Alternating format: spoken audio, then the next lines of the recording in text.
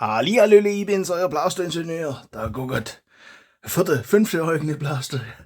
Hey, so langsam. Je nachdem, welchen man mitzählt und welchen nicht. Auf jeden Fall lernen wir heute, warum Modularität wichtig ist. Oder das haben wir das letzte Mal eigentlich schon gelernt, aber wir lernen heute, dass wir dann nicht alle Teile neu machen müssen. Wenn ein bisschen was. Weil der Schieber hat nicht ganz so funktioniert, der hat wohl nicht gereicht. Da war so ein Magazin für halblange Pfeile drin. Aber halt, das Magazin ist halt voll lang. Ja. Und jetzt machen wir halt ein kurzes Magazin. Ja, sag mal. So, oder da ist ein bisschen Gruß drin. Da muss ein bisschen feilen. Sollte mal neue Düse oder die Düse mal reinigen. Was seht ihr? Das ist jetzt Magazin für kurze Pfeile. Und das dürfte jetzt reichen, dass das genug schiebt, dass es da vorne im Schwungrädlerskäfig landet. Also, hoffe ich. Und wir haben da ein Loch für Kabel. Das ist einfach, ja, zum Testen ist es einfacher. Hab die Schraube da geändert, die geht da nicht mehr ganz durch.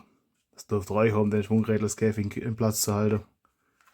Da geht es noch ganz durch, aber da muss der Kabelkanal da, der war wichtiger. Und dann haben wir neue Schieber. Ist ein bisschen kürzer. Das passt für die kurzen Pfeile. Neue Trigger, weil der ist ein bisschen lommelig. Und neues Hebel. Weil die Magazine da, die Aussparung weiter unten haben. Weiter oben. Das, was ich meine, nicht das, was ich sage. So. Dann greift das da rein. So. Und wenn wir auch schon dabei sind, zum Schluss haben wir noch den Designteil. Das ist das da hinten. Das silbriges TPU. Das montieren wir zum Schluss. Ich erkläre euch dann, was das gut ist. Das Teil haben wir auch, das müssen wir auch montieren. Ja, Loch habe ich fast vergessen. Und was ich auch noch gemacht habe, ein Schwungrädlerskäfig. Sag's euch, das ist extrem wichtig, dass man da immer guckt beim Slicer nochmal. Das hat keine Ahnung, was man da gemacht hat. Das war das erste, das war ein bisschen ein Schuss in den Ofen. Aber das passt jetzt. Wichtig ist jetzt, das muss jetzt vor laufender Kamera zusammenbaubar sein. Ui. Und dann ein bisschen Stützstruktur. Dennoch passt das so. Das knistert mir ein bisschen zu arg.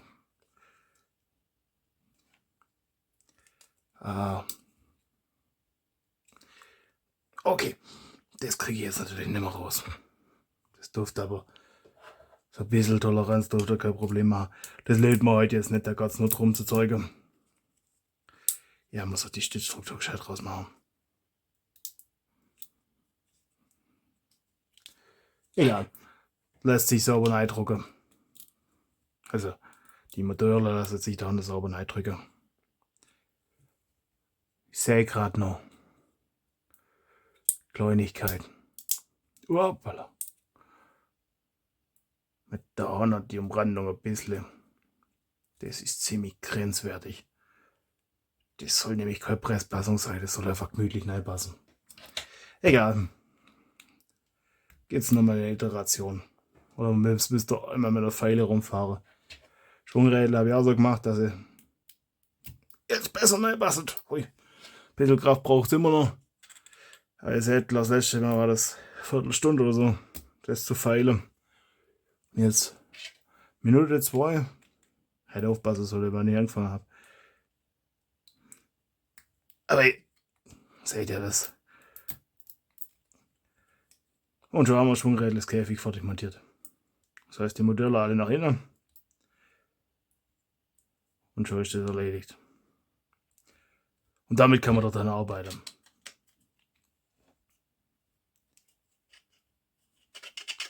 Ja. Die sollte ein bisschen weiter nach unten.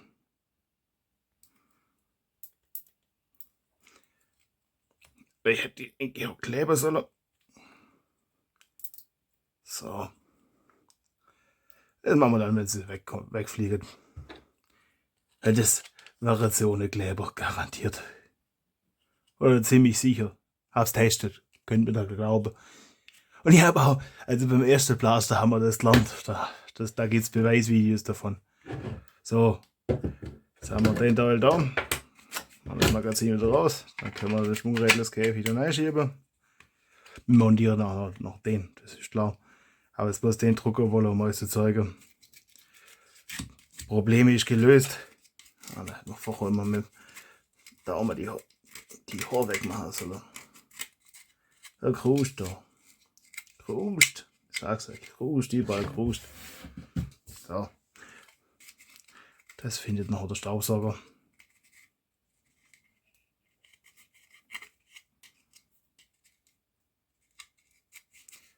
So, Leute. Jetzt geht das.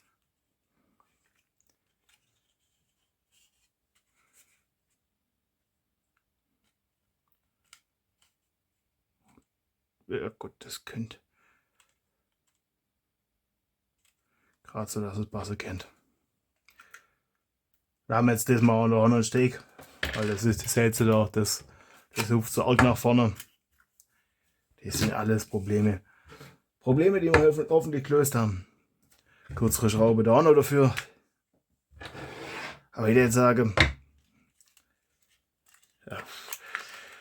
Und ich hoffe, das Problem haben wir auch gelöst, dass das sich auch schon eigentlich fast von der Leute demontiert. Ist nicht so gut. Aber da kann man noch so ein Designteil oben drauf klebt. Das heißt, das kriegt in die Richtung auch noch mehr Stabilität. Oder war das die Schraublöcher habe ich größer gemacht. Das heißt, da dürfte jetzt wesentlich weniger Stress drauf sein.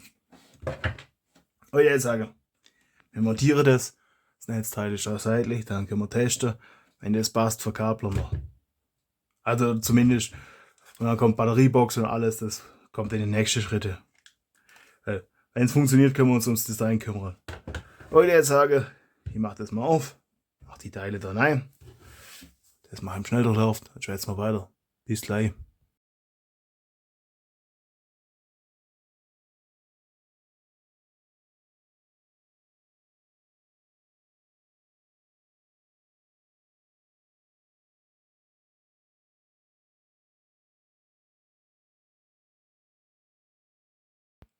Ja, die Schraube passt wohl auch nicht.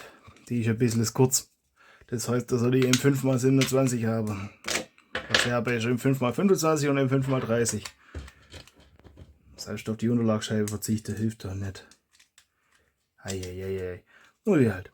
Muss ich mal gucken, was. Ich dachte, ich habe sowas vielleicht. Hab noch mal geguckt, aber.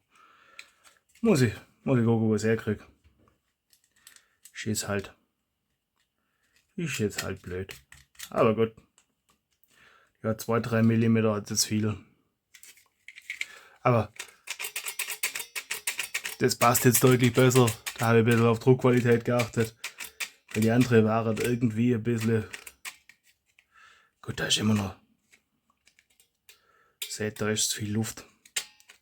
Das ist halt ein bisschen ein Nachteil, wenn man da das Design da den Schwung so haben will.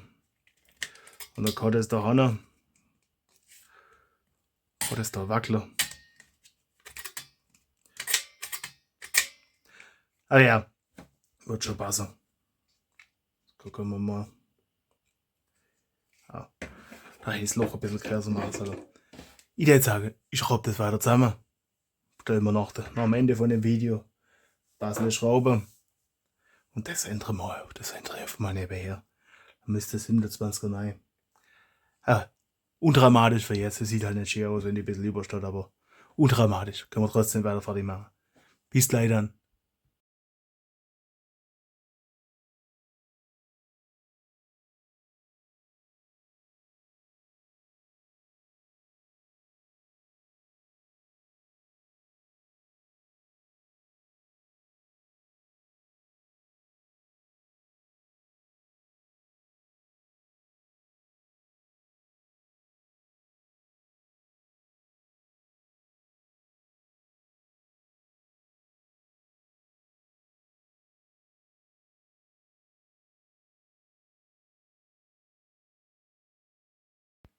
So, Dele. Ja, das halt muss ich noch reinschmelzen da hinten. Dann haben wir auch genug Platz, dass wir den Deckel da montieren können. Und ich bin mit dem Klotz noch nicht ganz zufrieden.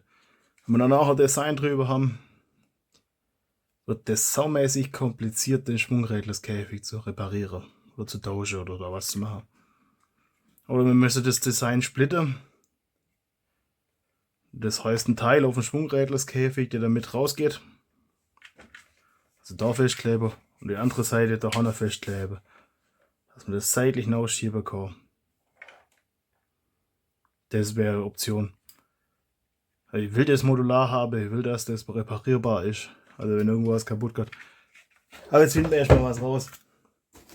Ob es denn überhaupt geht.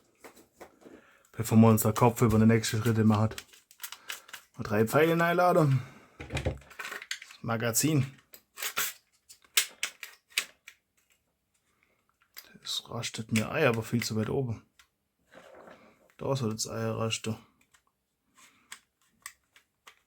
Und da rastet es tatsächlich. Scheiße.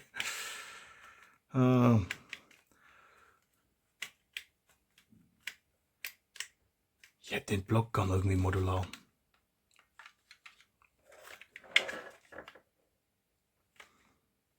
Sag mal. Jetzt geht's.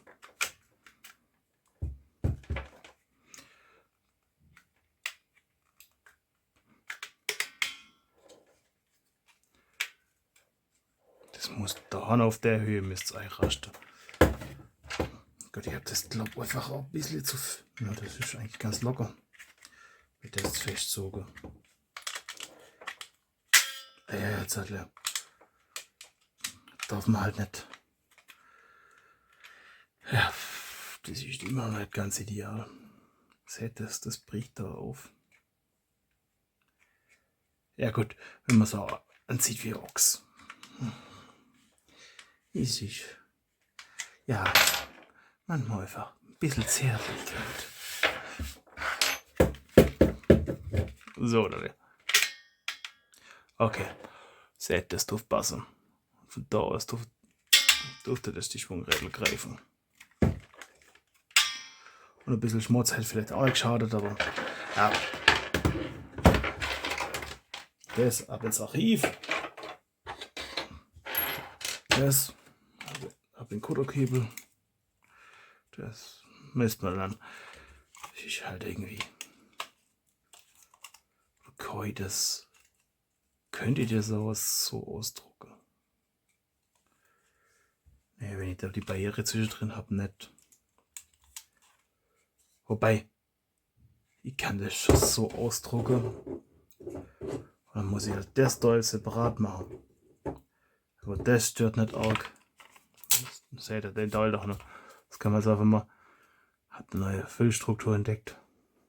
Die sieht witzig aus. Seht ihr da noch besser. Das sind so lauter so Sinuswellen, die dann gegeneinander laufen und so witzig überlappert. Hey, aber ich pfeife ab. Auf jeden Fall, den Abstandshalter könnt ihr separat machen, dann könnt ihr das so ausdrucken. Dann spare ich mir ziemlich eine Menge Stützstruktur. Das heißt, dann habe ich bloß dahinter den Teil der Stützstruktur. Und der Teil soll dann auch stabiler werden. Und dann gange die Linie. Ja, wobei, das schenkt sich nicht auch viel. Ich will so wenig wie möglich Stützstruktur.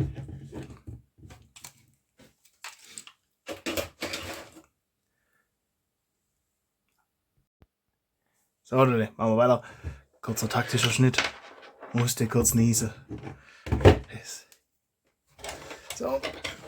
Haben wir da noch 6 Volt. Dass ihr auch was seht.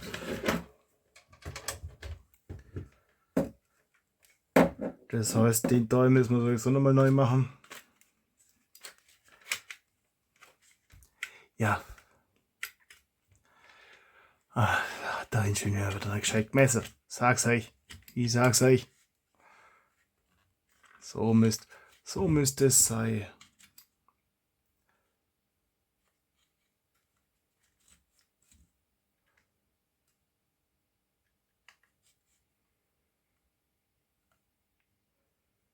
Das wird wahrscheinlich zu hoch sein.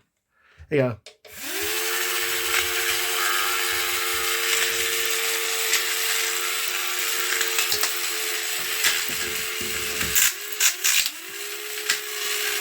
jetzt ein bisschen abwärts Gott.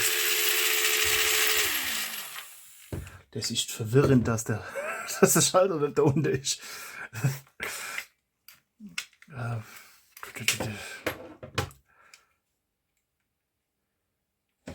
Ich will die jetzt da noch nicht reinschmelzen, weil wenn wir das da so neu machen müssen, will ich da noch. Und dann kann ich das einfach ein bisschen. Das kann einfach größer sein. Das muss kein. Weil das wird nachher sowieso von unten überklebt, das heißt, die Mutter ist dann drin. Ist da drin versenkt. Ein bisschen, wobei ist immer noch. Ich meine, dem Teil wird das. Da geht davon aus, dass nicht viel kaputt gegangen wird, aber Schwungrädelskäfig. Müsste man. Der müsste bei der anderen müsste. Ja gut, bei der anderen ist der von oben erreichbar. Ja, sage mal. Komm schon weg. So, oder? Hey.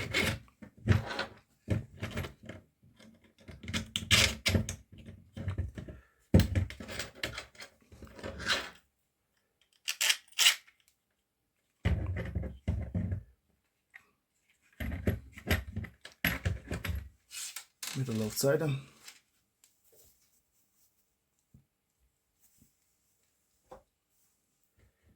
Das wird eng.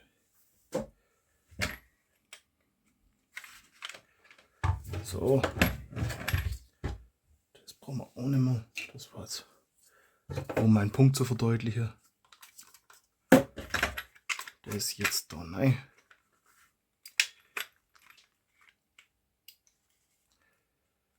So. Es dürfte sogar eher tiefer sein.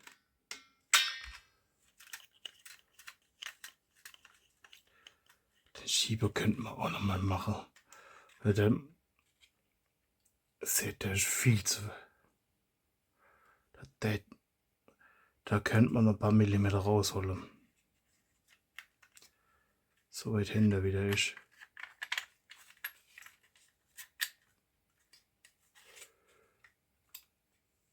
Jetzt sage ich, da tun wir noch ein paar Millimeter rausholen. Seht. Die 2 Millimeter, die das Magazin da als Außenwand hat, die können wir auf jeden Fall noch rausholen.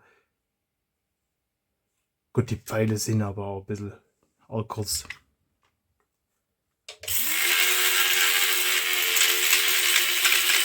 Ah. Das ist halt ziemlich grenzwertig.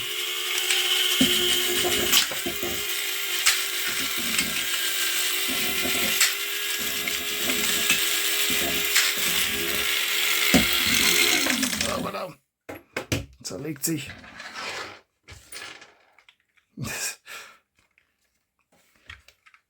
Ja. Na gut, da könnte man noch 4 mm rausholen oder so. Die Pfeile sind schon arg kurz.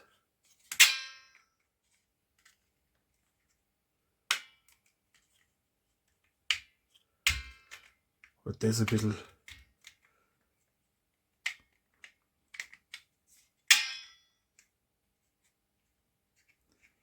Ja. Wird sich zeigen. Jetzt machen wir Kosmetik wieder noch.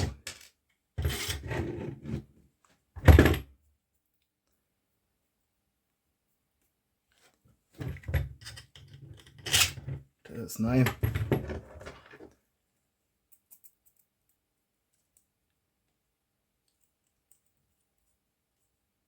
Der ist nein.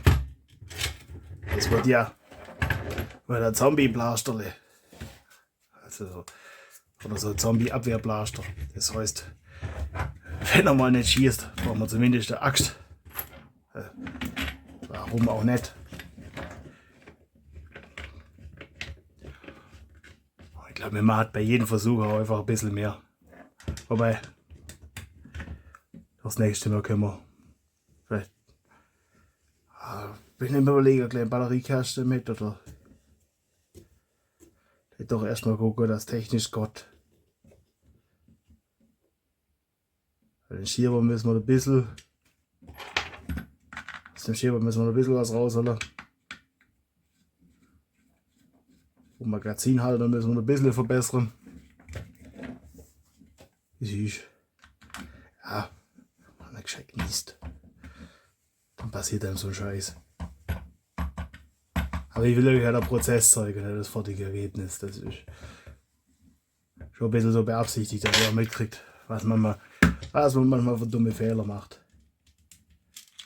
Dass ihr euch dann davon nicht entmutigen lasst anzufangen. Was für Leistungsfehler man manchmal macht, wo man denkt, das hätte ich auch sinnvoll messen können, das bin ich mir sicher.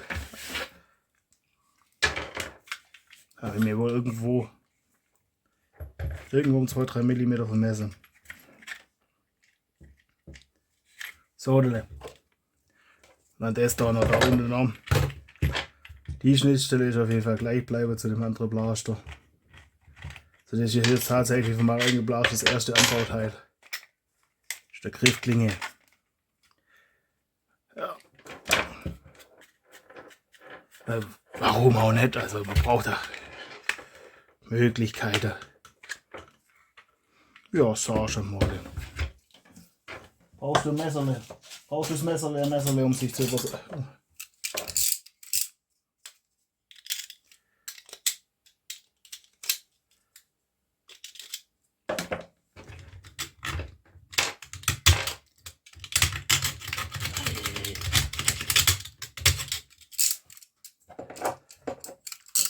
Ah, da muss ich vielleicht da ein bisschen Toleranz einbauen. Ja, jetzt Gott's.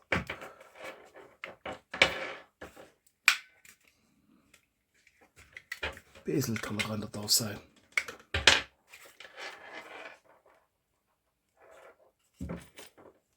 Hopp, bleib da.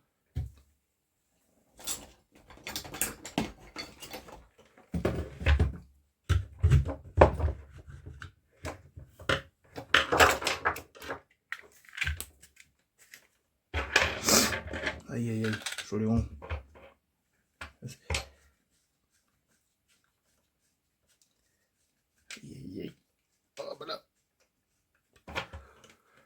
Hätte ich im Schnelldurchlauf machen sollen.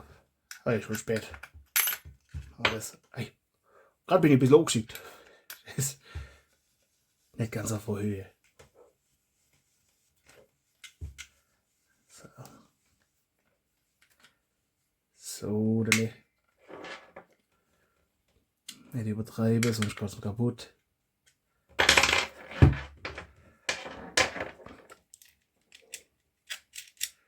Das Kabelgebämsel ist natürlich noch nicht da. Das ist dann nicht etwa so. Oh, ihr seht. Das geht.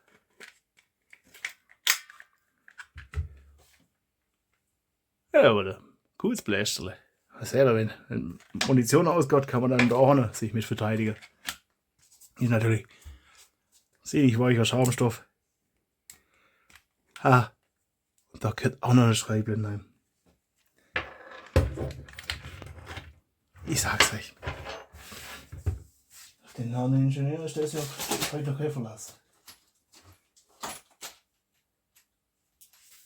Ja, das lernt er auch noch.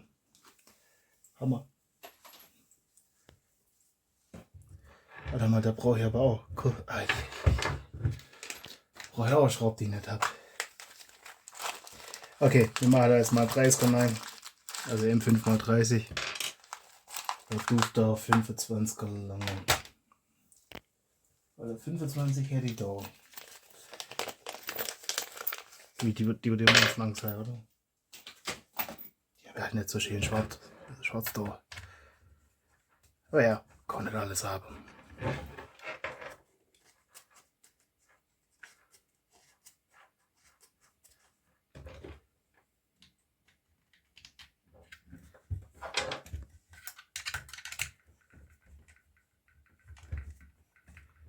So.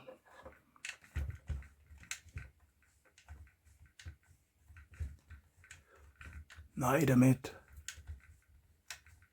Das ist jetzt ein 25er. Das haben wir dann gleich wieder für überstatt.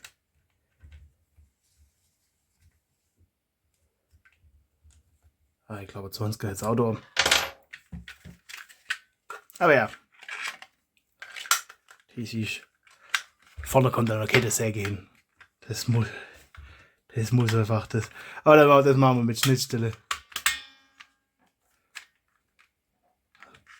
Ja, gut.